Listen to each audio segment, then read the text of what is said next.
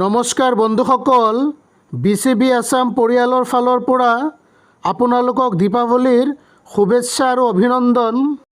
প্ৰধানমন্ত্ৰী নৰেন্দ্ৰ মোদীয়ে জোৱানৰ সৈতে পালন কৰিলে পোহৰৰ উৎসৱ দীপাৱলী।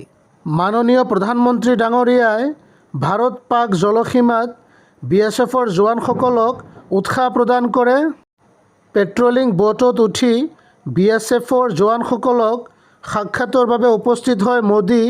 ইয়াৰ পূৰ্বে প্ৰধানমন্ত্ৰীয়ে একতা দিৱস উপলক্ষে ষ্টেচু অফ ইউনিটিত পুষ্পাঞ্জলি অৰ্পণ কৰে।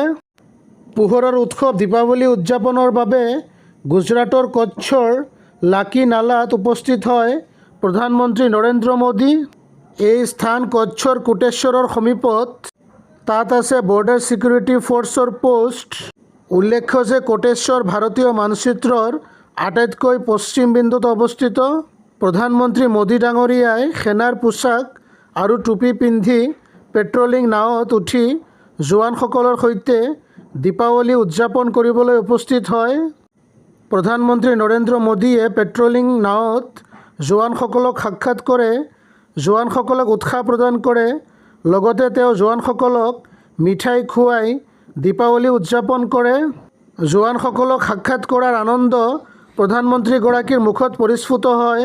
প্ৰধানমন্ত্ৰীগৰাকীয়ে BSF, সেনা, নৌসেনা আৰু বায়ুসেনাৰ জোৱানসকলৰ সৈতে দীপান্বিতা পালন কৰে। লগতে জোৱানসকলৰ সৈতে ভাৰত মাতা কি জয় ধ্বনিও দিয়ে। আকৌ সকলোকে দীপাৱলীৰ শুভেচ্ছা জ্ঞাপন কৰিলোঁ। থেংকছ ফৰ ৱাচিং দ্য ভিডিঅ'।